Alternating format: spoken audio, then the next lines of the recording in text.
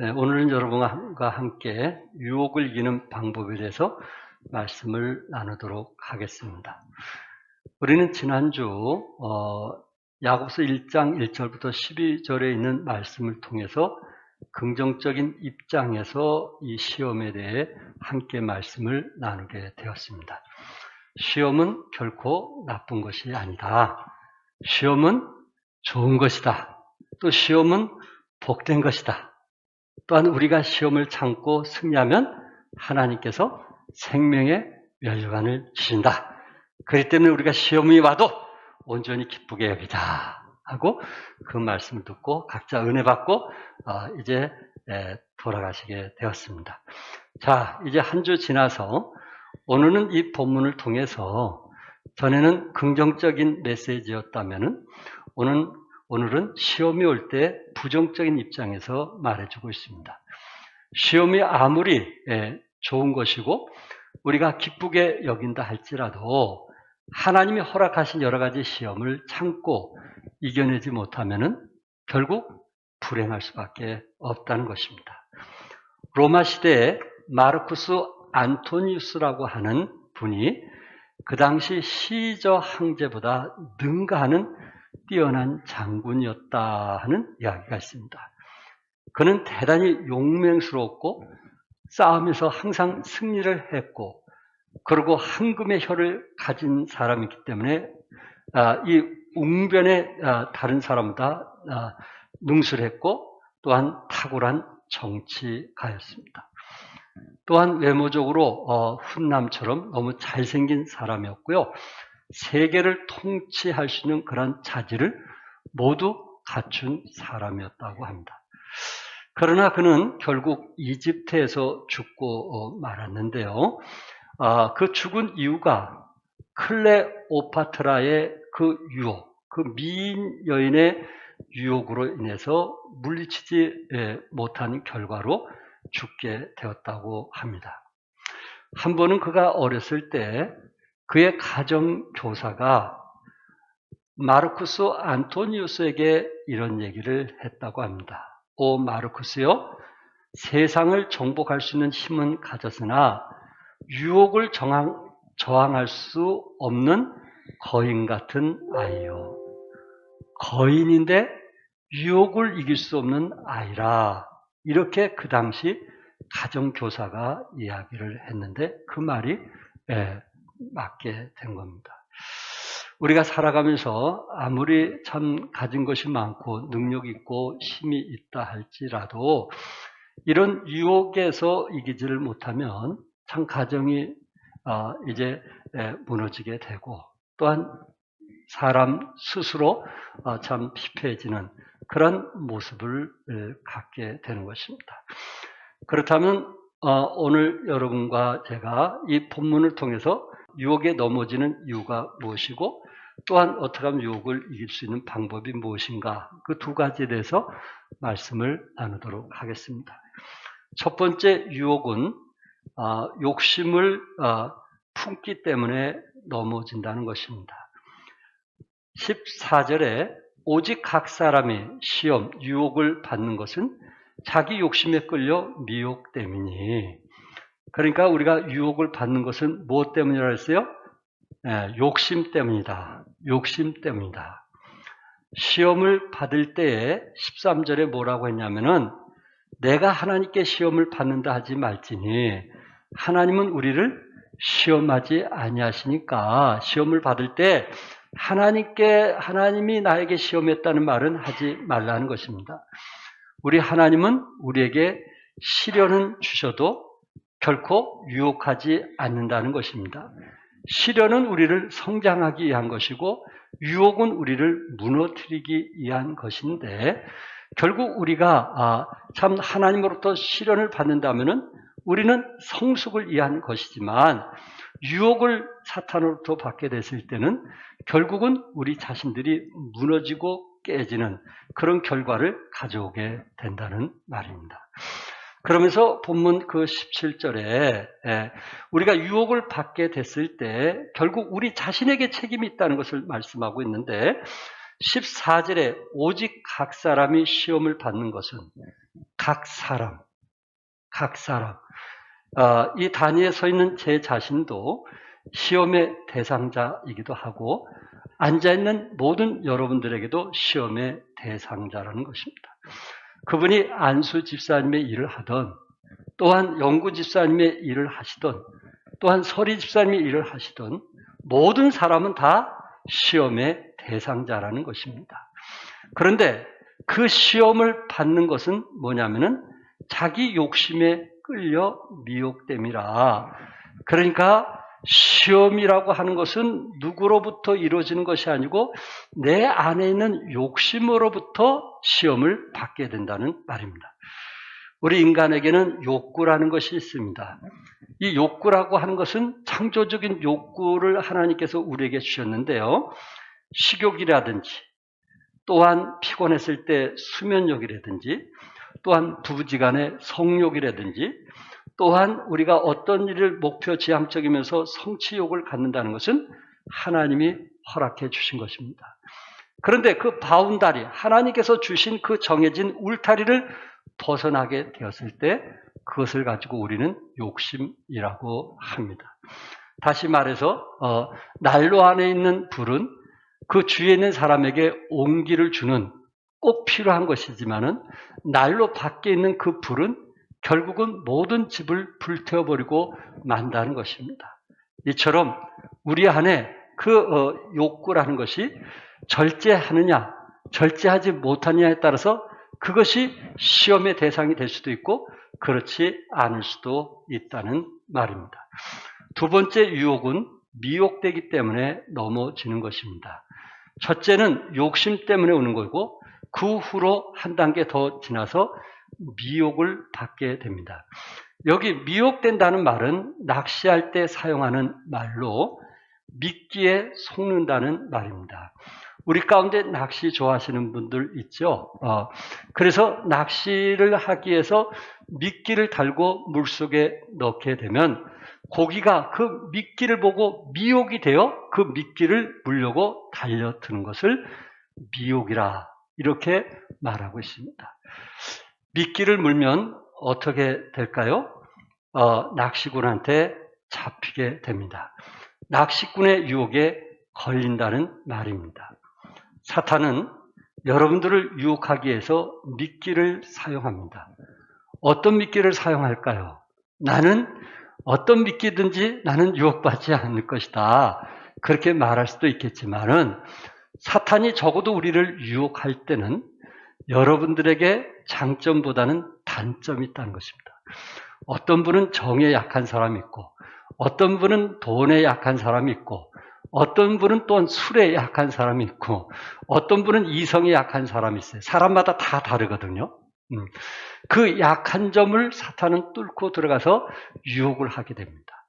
그러니까 우리가 말씀 안에 서 있지 않으면 우리는 항상 유혹에 넘어갈 수 있다는 것을 꼭 기억하시기 바랍니다. 세 번째, 미혹은 죄를 낳기 때문에 넘어지는 것입니다. 욕심을 갖게 되고 이제 그 유혹 때문에 욕심을 갖게 되고 그 욕심 때문에 죄를 낳게 된다는 것입니다. 욕심에 끌려 미혹되듯이 욕심이 잉태하여 죄를 낳습니다. 마음속에 욕심이 있기에 행동으로 나타나는 것입니다. 마음속으로만 생각하던 것이 행동으로 옮겨졌다는 말입니다. 욕심은 결국 여러분들의 행복을 빼앗아 가는 것입니다. 우리는 긍정적인 의미에서 창조적인 욕심은 가져야 합니다. 사실 자본주의가 돌아가는 그 밑바탕에는 어느 정도 사람의 긍정적인 욕심이 깔려 있습니다. 긍정적인 욕심은 사회를 발전시키는 힘으로 작용합니다. 그러나 욕심의 특징은 뭐냐면은 잉태하는 것입니다. 욕심이 잉태한 즉, 이처럼 잉태됐다는 말은 욕심을 갖게 됐을 때 우리 마음으로부터 죄가 점점 커져간다는 것입니다. 어떤 부분에 욕심이 냈을 때 그거에 대해서 참 우리가 컨트롤하고 또한 그거에 대해서 절제한다면 다행인데 그 욕심이 끊임없이 일어난다는 것입니다. 욕심이 자라다 보면 탐욕이 될 때가 있는데 탐욕은 재물에 대해서 멈추지 않는 욕망을 말합니다. 멈추지 않는 욕망은 결국은 만족하지 못함으로 정말 가정의 행복을 빼앗아 간다는 말입니다. 숫자를 좋아하는 외국 사람들은 행복을 공식으로 만들었어요. 미국의 철학자 존 두이라는 사람은 행복은 성취 나누기 욕망이라고 했습니다. 즉 행복하기 위해서는 성취를 크게 하든가 아니면 욕망을 줄이든가 하라는 의미입니다. 사람들은 더 많이 가지면 행복할 것이라고 생각을 합니다. 그러나 정말 부유한 생활을 하면 행복해질까요? 해마다 이 행복 지수가 나온 통계에 의하면은 최근 전 세계 151개국을 대상으로 한 국가별 행복지수 조사에서 중남미의 코스타리카가 1위라고 합니다. 미국 성서침례, 전국 미국 세계 성서침례교회가 사실 작년에 코스타리카에서 모이려고 계획을 세웠는데 코로나19 때문에 취소가 되었습니다. 중남미 중에 가장 어렵게 사는 곳이거든요. 그런데 행복지수가 1위라고 합니다. 동남아의 베트남이 2위라고 하고요. 또한 국내 총 생산의 1위인 미국은 행복지수가 105위라고 합니다. 영국, 프랑스, 독일 등은 40위권에 그쳤고요. 우리나라는 어떻게 보면 세계에서 참 11위, 12위 정도로 차지하는 수준 높은 그런 삶을 누리고 있는데 행복지수가 63위를 차지했다고 합니다. 최근에 고도 성장으로 세계 경제를 주름잡는 중국은 종전 20위에서 추락하여서 60위로 밀려났다고 합니다. 그러니까 1위부터 10위까지 모두 경제력이 취약한 나라가 오히려 행복지수가 높다고 합니다. 저도 가만히 생각하면 어렸을 때 장작을 피우던 때가 있었거든요. 그리고 골로를 피우면서 살던 시대가 있었거든요. 그리고 가스레인지에 살던 시절이 있었습니다. 그런데 그 어린 시절에 장작을 피우고 살던 시대, 또 연탄 피우고 살던 시절, 저는 어릴 때 그걸 다 겪었는데 그때가 가장 행복하지 않는가. 사람들이 순수하고 깨끗하고 서로 정도 나누고 마음도 나누고 그 당시에는 우울증이라는 게 어디 있겠어요. 정신질병이라는 게 어디 있겠어요. 이게 어떻게 보면 부유한 사람들에게 나타나는 거거든요. 그래서 그때가 행복하지 않았는가라는 생각을 가져보게 됩니다. 이명진 집사님이 지난 금요일 날 중국에서 전화가 왔어요. 집사님이 투표함을 만드는데 그런데 중국 직장인들이 아침 8시에 출근해서 저녁 10시에 퇴근한다고 합니다. 그래서 봉급이 어느 정도냐고 물었더니 지금 이제 봉급이 조금 낮아서 60만 원을 받는다고 합니다. 저들이 60만 원을 받으면서요, 아침 8시부터 저녁 10시까지 일을 합니다. 그런데 이명재 지사님하고 교제하다 보니까 이런 얘기를 저에게 하는 거예요. 근데 이분들은 우리보다 더 행복하게 보인다는 거예요. 실제적으로는 어려운데 우리보다 더 행복하게 보인다는 거예요. 그러면서 저들이 하는 인사 중에 제일 잘하는 인사가 나는 중국을 사랑한다는 거예요. 근데 왜 당신은 중국에 왔느냐 이거예요. 나는 중국을 사랑해서 여기 있는데 왜 당신은 중국에 왔느냐 하는 이야기를 많이 묻는다고 합니다. 그렇구나. 정말 생활이 어려우면서도 오히려 저들은 많은 노동을 하면서도 행복하게 살아가고 있구나. 그럼 우리는 어떠해야 되는가? 저들보다 질이 높고 수준이 높고 모든 조건이 좋으면서 우리 부부, 우리 가정은 정말 행복하게 누리면서 살고 있는가라는 생각을 해보았습니다. 결국 참 우리의 행복을 빼앗아가는 것은 욕심이라는 거예요. 죄의 뿌리에서 욕심은 나온 거거든요. 욕심의 결과가 행복을 뺏어가는 것입니다. 정말 그리스도 안에서 만족할 수 있다면, 그리스도 안에서 만족하고 기뻐할 수 있다면 그것이 행복한 사람이 아닌가. 우리가 많은 재물을 가졌다고 해서 결국 행복한 것은 아니다라는 것을 말하고 있어요. 가진 자가 행복한 것이 아니고 결국 주어진 것에 대해서 감사할 줄 아는 사람이 행복한 사람이 아닌가. 우리는 누구보다도 우리 주님께서 풍성한 삶을 누리라고 했기 때문에 어떤 누구보다도 우리는 행복한 삶을 살아야 되지 않겠는가. 어떤 누구보다도 우리 가정은 정말 행복하다고 말할 수 있어야 되지 않겠느냐 하는 것입니다. 네 번째 유혹은 사망을 가져오게 합니다. 욕심이 잉태한 적 죄를 낳고 죄가 장성한 적 사망을 낳느니라고 했어요. 욕심과 사망 사이에는 죄가 있습니다. 시작은 욕심입니다. 욕심으로 죄를 낳게 되고 죄의 결과는 사망입니다. 우리가 시험을 잘 참고 이겨내면 하나님은 약속하신 생명의 멸관을 우리에게 상급으로 주신다고 약속하셨습니다. 그러나 우리가 욕심에 이끌려 시험에 넘어가 버리면 그 결과는 사망에 이르고 마는 것입니다. 욥은 시험을 이겼습니다. 그래서 하나님으로부터 생명의 멸관을 받게 되었습니다. 그러나 아담과 하와는 자기의 욕심에 이끌려 시험에 빠져버리고 말았습니다. 결국 에덴 동산에서 쫓겨났고 그들에게 영적인 사망이 임하게 되었습니다. 사망의 기본적인 의미는 분리입니다. 분리. 사망은 분리예요. 죽음은 뭐예요? 영과 육이 뭐 하는 거예요? 분리된 것을 우리는 죽음이라고 합니다. 사망에는 세 가지가 있어요. 육체적인 사망, 영적인 사망, 영원한 사망이 있습니다. 육체적인 사망이라는 것은 몸으로부터 영혼이 분리되는 것이고요. 영적 사망은 인간의 영이 하나님으로부터 분리되는 거예요. 영적인 축복을 누리지 못하는 거죠. 하나님의 은혜를 누리지 못하는 것이죠. 영원한 사망은 하나님으로부터 영혼이 분리되는 것을 말합니다. 그러면 본문에 죄가 장성한 즉 사망을 낳느니라, 여기에 사망이라는 말은 1차적으로 영적인 사망을 가리킵니다. 하나님과 교제가 끊어진다는 것입니다. 사람이 욕심이 많으면 하나님과 영적인 교제가 끊어지는 거예요. 기도하던 사람이 기도하지 않고 말씀을 가까이 하던 사람이 말씀을 멀리하게 되고 신앙을 멀리하게 되는 결과를 가져오게 되는 겁니다.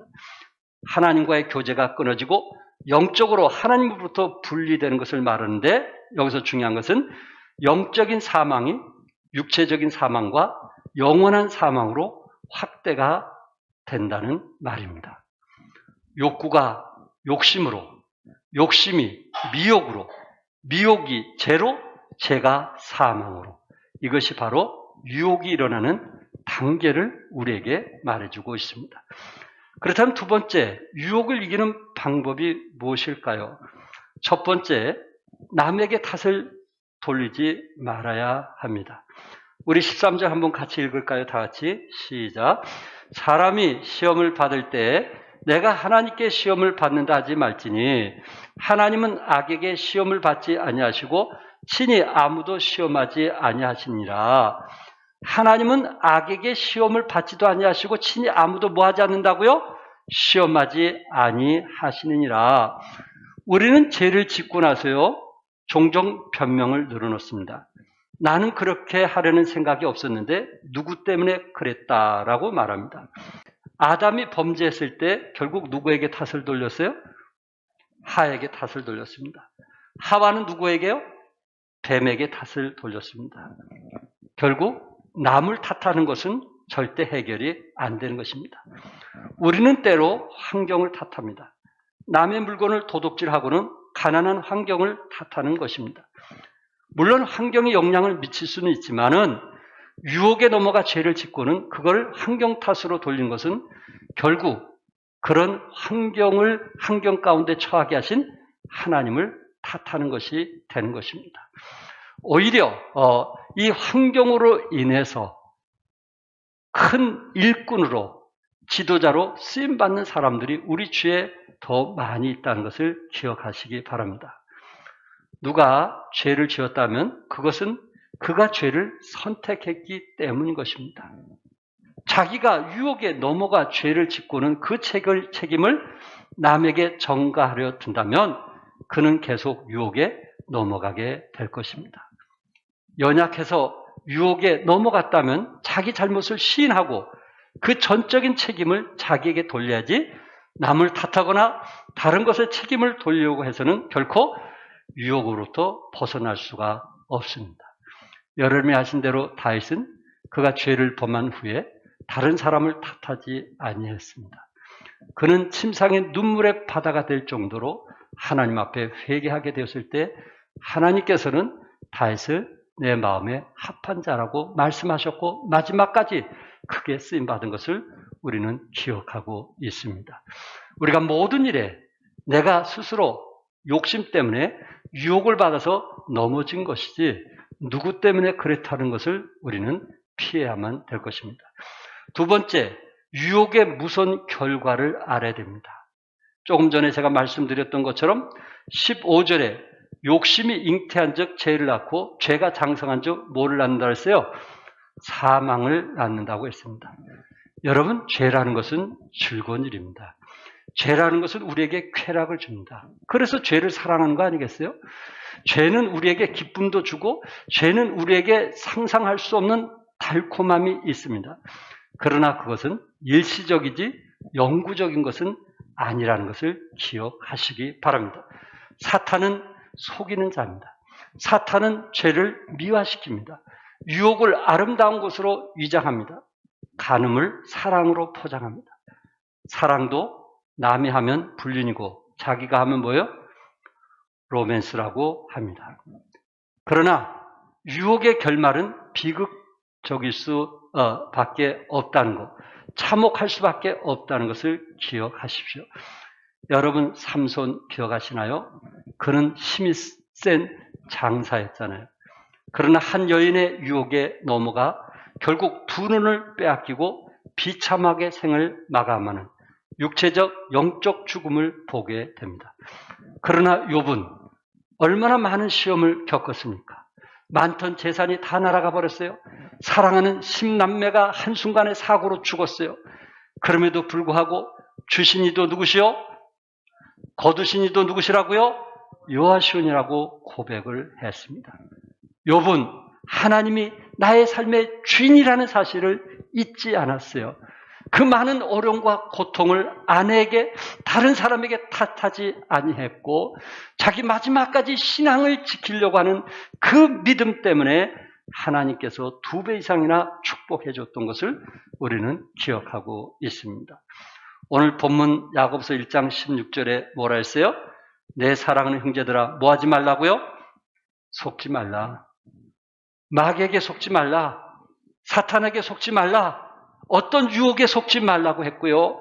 고린도후서 2장 11절에 이는 우리가 사탄에게 속지 않게 하려 함이라 사탄에게 속지 않기를 원했고요. 고린도전서 10장 12절에 그런즉 선줄로 생각하는 자는 넘어질까 조심하라. 항상 우리가 겸손하고 말씀을 가까이 해야죠. 내가 신앙생활 오래 했는데 이제 성경 읽으면 뭐해? 이제 기도하면 뭐해? 이런 자만한 태도는요. 결국 넘어질 수밖에 없다는 것입니다. 끝으로 세 번째, 하나님께 초점을 맞춰야 합니다. 우리 17절 같이 한번 읽겠어요. 다 같이 시작.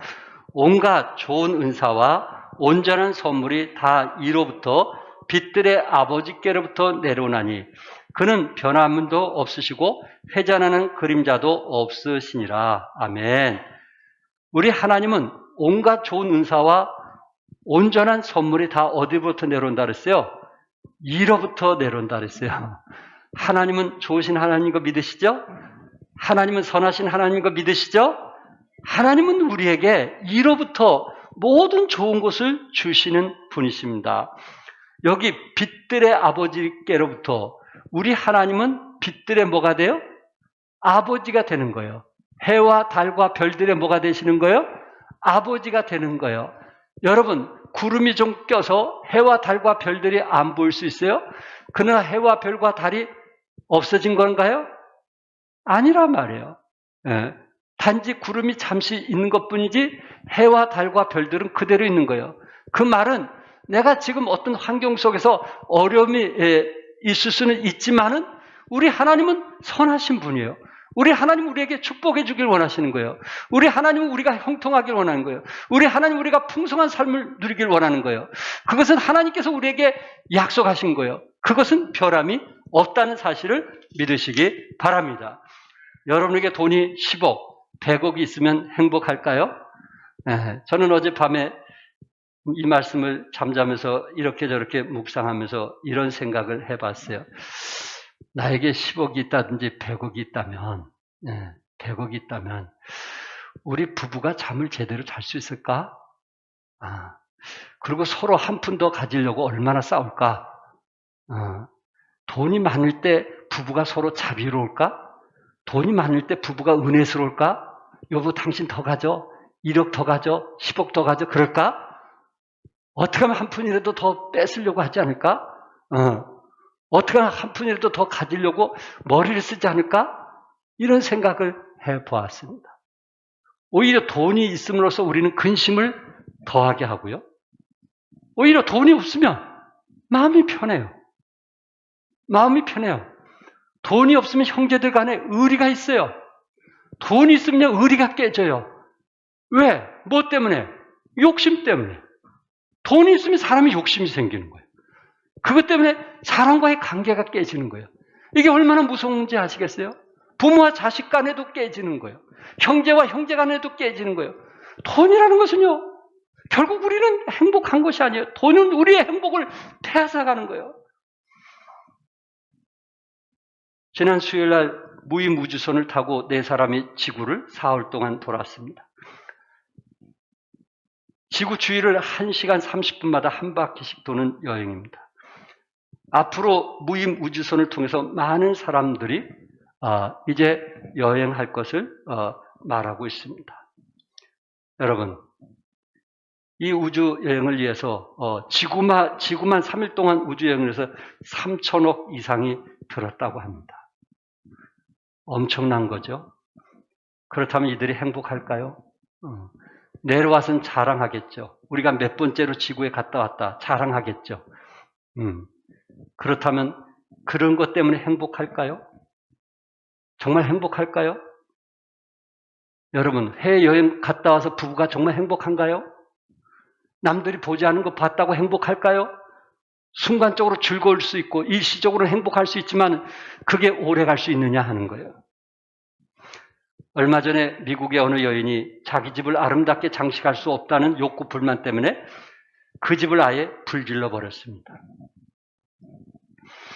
미국의 인구가 약 3억 3,200만이 좀 넘는데요. 하루에 2천만 개의 알약 수면제가 팔리고 있다고 합니다. 욕구 불만으로 잠들지 못하는 이들이 약을 먹어야 자게 되는 것이기 때문에 그렇습니다. 신경 안정제를 복용하는 이가 세계에 25억 명이 넘는다고 합니다. 뭐 때문에 오는 걸까요? 잠이 오지 않은 건 뭐 때문일까요?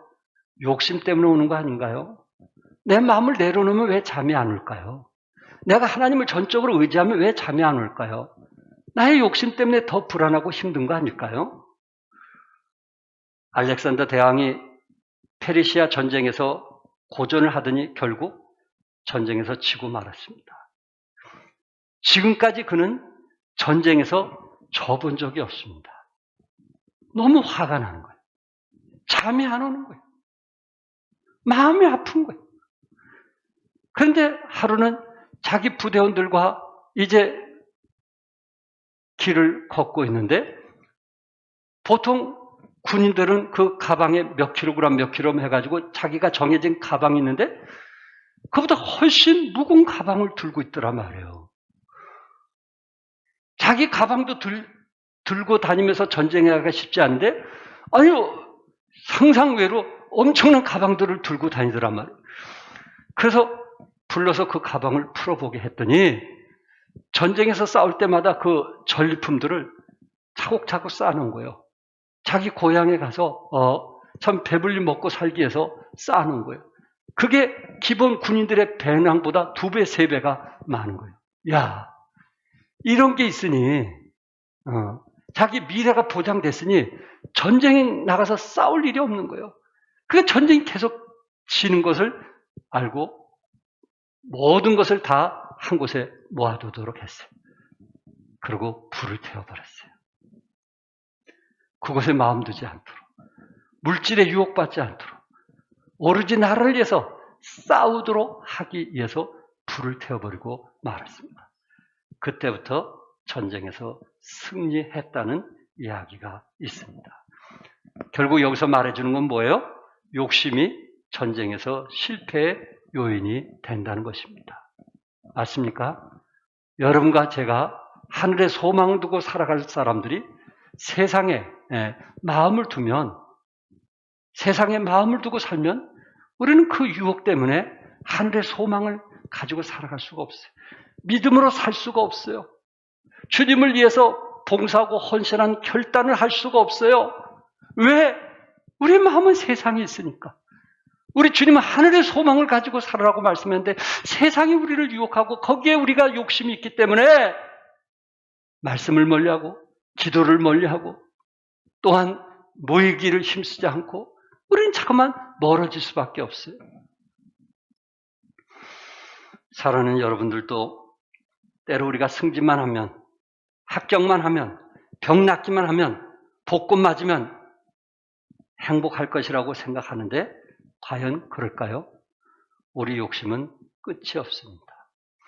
천지를 지으신 하나님께 초점을 맞추며 살면 우리의 욕망은 끝이 나지만 우리가 하나님께 소망을 두지 않는 한 우리의 욕심은 끝이 없다라는 말입니다. 저는 다윗의 고백을 통해서 마치려고 합니다. 여러분이 잘 아시는 시편 23편 1절에 여호와는 나의 목자시니 내게 못함이 없으리로다. 부족함이 없으리로다. 다윗은 하나님이 나의 목자라는 그 사실로 인해서 만족했다는 거예요. 하나님이 내 편에 서 있다는 그 사실을 통해서 충분하다는 거예요. 부족함이 없다는 것은 충분하다는 거 아니겠어요? 우리도 이런 다윗과 같은 고백이 우리에게 필요하지 않느냐 하는 것입니다. 바닷물을 마시면 더 목이 마르듯이 세상은 더욱 목마르게 합니다. 마약을 먹으면 먹을수록 더욱 먹어야만 하는 욕심 때문에 사망에 이르게 하는 것입니다. 웨슬리 목사님은 할 수 있는 한 많이 벌어라. 할 수 있는 대로 많이 저축하라. 그러나 그 모든 것이 할 수 있는 대로 나누기 위한 것임을 기억하며 사시기 바랍니다. 라고 했어요. 버는 것은 뭐 하기 위해서? 나누기 위해서. 내가 갖기 위한 것이라면 그 욕심 때문에 우리는 하나님과 멀어질 수 있지만 나누기 위한 것이라면 오히려 그 삶이 행복한 거예요. 즐거운 거예요. 하루하루 인생살이가 너무너무 재미가 있는 거예요. 사랑하는 여러분도 다윗처럼 하나님이 나의 목자시니 충분하다는 고백이 우리에게도 있기를 바랍니다. 우리 하나님은 창조자이시며 생사복을 주관하시는 하나님이시기에 한 분으로 만족하며 하나님으로 충분하다는 고백이 있기를 주님의 이름으로 축복합니다. 기도하겠습니다.